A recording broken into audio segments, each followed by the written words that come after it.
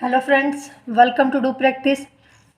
तो आज की वीडियो में हम स्टार्ट करेंगे क्लास 11th अकाउंटेंसी का। जैसे कि हमने चैप्टर 2 स्टार्ट किया हुआ है, बेसिक अकाउंटिंग टर्म्स। उसी में आगे आज हम दो टर्म डिस्कस करेंगे, रिसिप्ट और meaning of expenditure. In terms को हम फुल डिटेल में डिस्कस करने वाले हैं कि एक रिसिप्ट क्या होती हैं और कौन कौन सी होती हैं, और एक्सपेंडिचर कौन कौन से होते हैं। क्योंकि हम कह देते हैं कि एक्सपेंसेस और एक्सपेंडिचर सेम होते हैं, रिसिप्ट और इनकम सेम है, बट इनमें डिफरेंस है। आज हम सिर्फ रिसिप्ट और एक्सपेंडिचर के बारे में डिस्कस करेंगे। सबसे पहले हम बात कर लेते हैं रिसिप्ट के बारे में। तो अगर हम जनरल मीनिंग देखें तो रिसिप्ट का मतलब क्या होता है कि हमें कहीं से पैसा रिसीव हो रहा है, मतलब हमें पैसा मिल रहा है। अब क्या पता हमें पैसा मिल रहा हो, किसी ने सैलरी दी हो, या हमें कहीं से किराया मिला हो किसी बिल्डिंग का, वो भी पैसा मिलना हो गया, या हमें कहीं से लोन मिला हो तो वो लोन भी पैसा मिलना हो गया। ठीक है।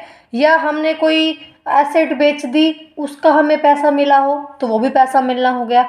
तो क्या एक छोटी सी सैलरी मिलनी और एक बड़ा लोन मिलना दोनों सेम है? तो इसी में डिफरेंस क्या है।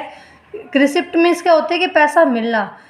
वैसे ही रिसिप्ट हमारी दो तरह की होती है, एक हमारी होती है कैपिटल रिसिप्ट और एक हमारी होती है रिवेन्यू रिसिप्ट। कैपिटल रिसिप्ट्स क्या होती है, जब हमें कुछ बड़ा पैसा मिले, मतलब बड़े अमाउंट में पैसा मिले, या हम कह सकते हैं जिसके पैसा मिलने से हमारी बैलेंस शीट या हमारी एसेट या लायबिलिटीज़ पर फर्क पड़े। जैसा कि हम एसेट और लायबिलिटीज़ के मीनिंग को हम अच्छे से समझ चुके हैं कि एसेट मतलब जो हमारे बिजनेस की प्रॉपर्टी होती है, और लायबिलिटी मीन्स जो बिजनेस को पैसा देना होता है। ठीक है। तो जिससे कि हमारी एसेट और लायबिलिटीज़ पर फर्क पड़ता है वो हमारी होती है कैपिटल रिसिप्ट। कैपिटल रिसिप्ट को हम हमेशा बैलेंस शीट में लिखते हैं, चाहे वो हम उसको अपनी लायबिलिटी साइड लिखें कि लायबिलिटी हमारी बढ़ रही है, हमें अगर हम कहीं से लोन लेंगे तो लोन हमारी लायबिलिटी होगी, या हमारी एसेट की वैल्यू कम हो रही, एसेट की वैल्यू कम हो रही है, reduction in the value of asset. मतलब हमने कोई एसेट बेच दी तो नेक्स्ट ईयर तो वो बैलेंस शीट में लिखी नहीं जाएगी, क्योंकि वो बैलेंस शीट से हमारी एसेट बिक चुकी है। तो कैपिटल रिसिप्ट का एग्जांपल क्या है, जैसे कि हमने amount received from sale of fixed asset और इन्वेस्टमेंट, कि हमने कोई इन्वेस्टमेंट जो है वो बेच दिया, उस इन्वेस्टमेंट से हमें पैसा मिला है, या कोई एसेट जो हमारी अनयूज़फुल रह गई थी, जिसका कोई यूज़ नहीं रह गया था, हमने वो बेच दी, उससे पैसा मिला है, तो वो हमारे किस में आएगा, कैपिटल रिसिप्ट में आएगा।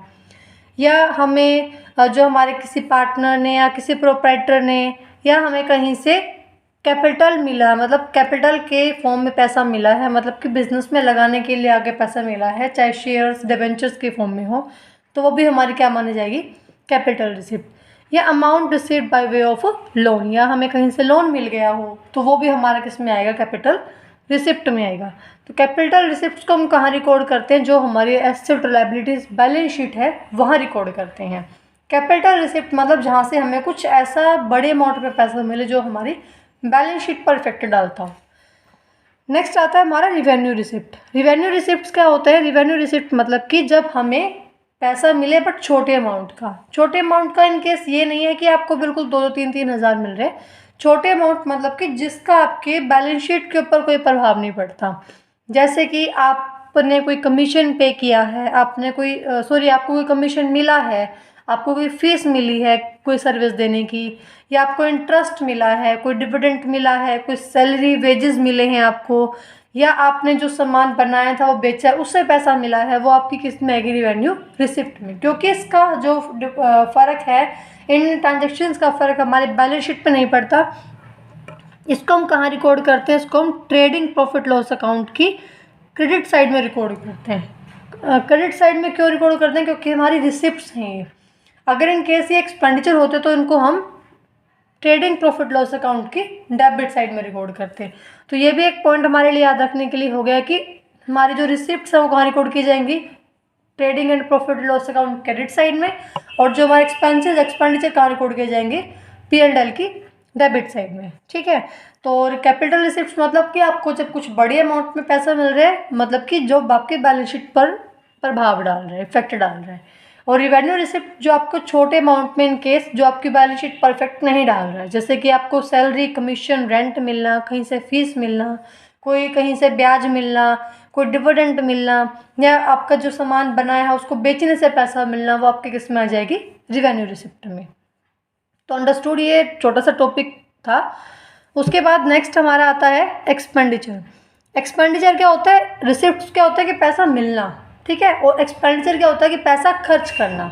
अब एक्सपेंडिचर मीन्स पैसा खर्च करना। आप पैसा खर्च कर रहे हो कोई एसेट को जो है खरीदने के लिए, कोई एसेट को ट्रांसफ़र करने के लिए। मतलब कि जब आप कोई ना कोई खर्चा कर रहे हो, कोई ना कोई पैसा लगा रहे हो ट्रांसफ़र ऑफ प्रॉपर्टी के लिए, या कोई एसेट को एक्वायर करने के लिए, कोई गुड्स सर्विसेज को लेने के लिए, कोई सर्विसेज को लेने के लिए जब कोई खर्चा कर रहे हो तो वो आपका किस में आ जाएगा? एक्सपेंडिचर में। एक्सपेंडिचर का सिंपल सा मीनिंग क्या है कि जब आप कोई खर्चा कर रहे हो, कुछ गुड्स, अगर आप मान के चलो कि कोई सामान खरीदते हो, रॉ मटेरियल आपको खरीदना है, या आपको कोई सर्विस लेनी है, कोई एसेट एक्वायर करनी है, कोई एसेट परचेज करनी है, तो वो भी हमारा किस में आ जाएगा?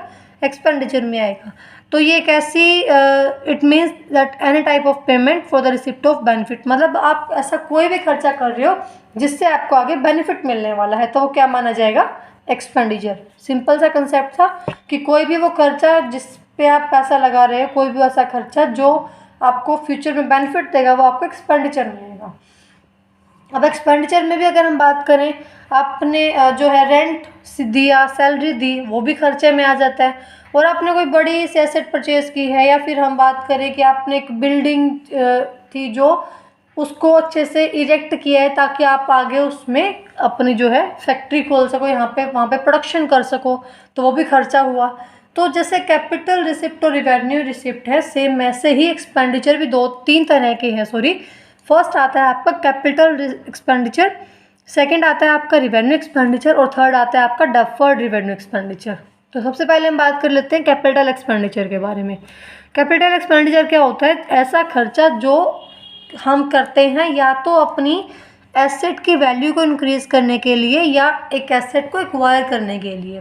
जैसे इसमें एग्जांपल दिया ही हुआ है कि आपने कोई अमाउंट स्पेंड किया है किसी बिल्डिंग की परचेज़ के लिए, मतलब आपने कोई बिल्डिंग खरीदी है, या बिल्डिंग को इरेक्ट किया है, मतलब उसकी मरम्मत की है ताकि आप उसको नियर फ्यूचर में क्या कर सको?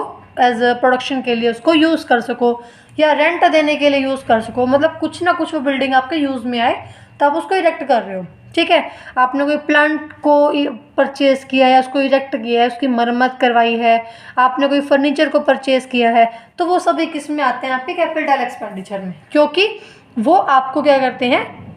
आपकी फिक्स्ड एसेट की वैल्यू बढ़ेगी। मतलब अगर आप बिल्डिंग है कोई ऐसी जगह पे है जहाँ पे अगर आप अच्छा सा शोरूम बना दोगे तो अच्छा खासा रेंट आएगा, ठीक है। तो अगर आप उस बिल्डिंग को प्रॉपर बना रहे हो, मतलब उसके अच्छा शोरूम तैयार कर रहे हो, तो मतलब उस एसेट की वैल्यू क्या हो गई? इंक्रीज़ हो गई। तो आपने ऐसा खर्चा किया जिससे उस एसेट की वैल्यू क्या हो गई? इंक्रीज़ हो रही है। या आप बिल्डिंग आपकी पहले 7 लाख रुपए की थी, आपने एक 3 लाख की बिल्डिंग और ख़रीद ली, तो मतलब 10 लाख की बिल्डिंग हो गई। तो उससे भी आपके एसेट की वैल्यू क्या हो रही है? टोटली इंक्रीज़ हो रही है। तो जब आप ऐसा कोई खर्चा करते हो जिससे आपके एसेट की वैल्यू इंक्रीज़ हो, चाहे उसको परचेज़ करो या उसको रिपेयर कराओ, उसको इरेक्ट कराओ, तो वो आपकी कैपिटल एक्सपेंडिचर में आएगी।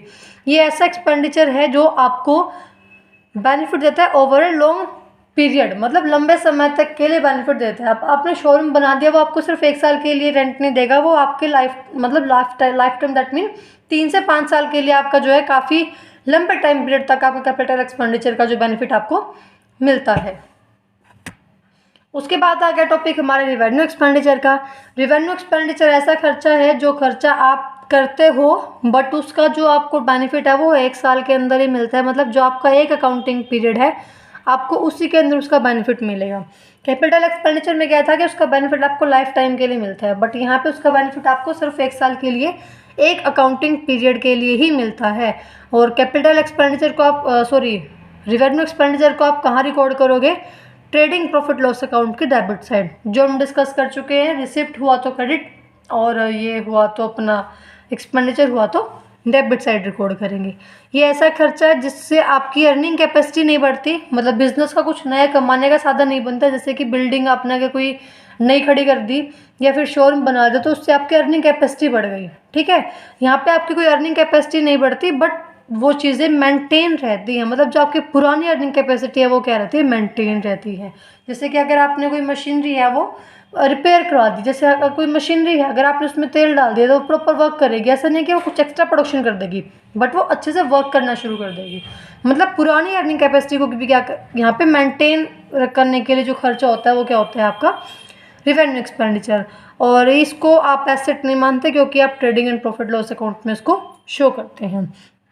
तो सिंपल सी बात, रेवेन्यू एक्सपेंडिचर मतलब ऐसा खर्चा जो आपको लाइफ टाइम ना मिलके या लंबे टाइम तक ना मिलके एक ही अकाउंटिंग पीरियड में मिलता है, और जिसका पर्पस अर्निंग कैपेसिटी को इंक्रीज करना नहीं होता, जिसका पर्पस सिर्फ मेंटेन करना होता है कि जो अर्निंग कैपेसिटी आपकी आज है एटलीस्ट वही मेंटेन रहे। बट कैपिटल एक्सपेंडिचर का पर्पस क्या होता है कि आपकी अर्निंग कैपेसिटी को इंक्रीज करना, एसेट की वैल्यू को इंक्रीज करना। ये डिफरेंस वही है, सेम मीनिंग में से निकाला गया, जस्ट ये पॉइंट रीड आउट करने के लिए है। थर्ड आपका आता है main deferred revenue expenditure. Deferred revenue expenditure क्या होता है कि ऐसा खर्चा जो आपको, पहली बात तो ये रिवेन्यू नेचर का होता है, इसलिए इसका नाम डेफर्ड रिवेन्यू एक्सपेंडिचर है, ठीक है। बट ये रिवेन्यू इसलिए बोलते हैं क्योंकि इसका खर्चा होता है लंबे टाइम के लिए भी नहीं होता ज़्यादा। डेफर्ड इसलिए है क्योंकि इसका जो खर्चा आप कर रहे हो उसका बेनिफिट आपको 1 साल के लिए नहीं मिलेगा, 1 साल से ज़्यादा टाइम पीरियड के लिए मिलेगा। सिंपल सा यहाँ पे कि ऐसा खर्चा जिसका बेनिफिट आपको over A number of year, मतलब 1 साल से ज़्यादा टाइम पीरियड के लिए मिलता है, उसको हम डेफर्ड रिवेन्यू एक्सपेंडिचर कहते हैं। ऐसे खर्चे जिनका हमें लगभग 3 से 7 साल तक जो है बेनिफिट मिलता है। सिंपल सा इसका एग्जांपल उठाते हैं, जैसे मैंने किसी, अब जो लाइफबॉय साबुन की ऐड आती है, जो उसकी ऐड है वो ये नहीं कि उसकी ऐड करने से उसने आज ऐड किया तो उसका उस ऐड का बेनिफिट उसको 1 साल के लिए ही मिलेगा। उस ऐड जो उसने आज उस एडवर्टाइजमेंट पर खर्चा किया है उसका जो फ़ायदा है उसको लाइफ टाइम के लिए मिलेगा, या मतलब 3 से कम 3 साल 4 साल तो उसको कोई नई ऐड करने की ज़रूरत नहीं है। मतलब कि उसको उसका जो बेनिफिट है वो लंबे टाइम पीरियड के लिए मिलता है। तो डेफर्ड रिवेन्यू है, मतलब ना तो ये ज़्यादा टाइम के लिए है और ना ही 1 साल के लिए है। तो इसको हम क्या करेंगे, जो अब अगर हमने 2 लाख रुपए खर्चा किया है और हम मान के चलते उसका बेनिफिट हमें 4 साल तक मिलने वाला है, तो मतलब कि हर साल मान के चलते कि हमारे 50,000 रुपये चार्ज होंगे, तो हर साल हम उस 50,000 रुपये को कहाँ लिख देंगे, P&L की डेबिट साइड में, क्योंकि 50,000 का हमारा क्या है, खर्चा है। और रिमेनिंग जो 1.5 लाख रुपए है, 1,50,000, उसको हम कहाँ लिखेंगे, अपनी बैलेंस शीट के एसेट साइड में। क्योंकि हमने कल ही पढ़ा था एसेट्स, नॉमिनल एसेट और फिक्टिशियस एसेट, जो खर्चा आपका राइट ऑफ नहीं हो पाता है वो आपकी नॉमिनल या फिक्टिशियस एसेट बन जाती है। तो यहाँ पर जो 1.5 लाख रुपए आपका राइट ऑफ नहीं हो पाया, अगले 3 साल में राइट ऑफ होगा, वो आपकी एसेट साइड में रिकॉर्ड होगा। तो ये सिंपल सा कंसेप्ट था, आई होप आपको समझ में आया होगा। कोई डाउट है तो प्लीज़ कमेंट सेक्शन में कमेंट कीजिए, और वीडियो आपको अच्छी लगी है, कंसेप्ट समझ में आ रहे हैं तो वीडियो को लाइक कीजिए, चैनल को सब्सक्राइब कीजिए और अपने फ्रेंड्स के साथ वीडियो को शेयर कीजिए।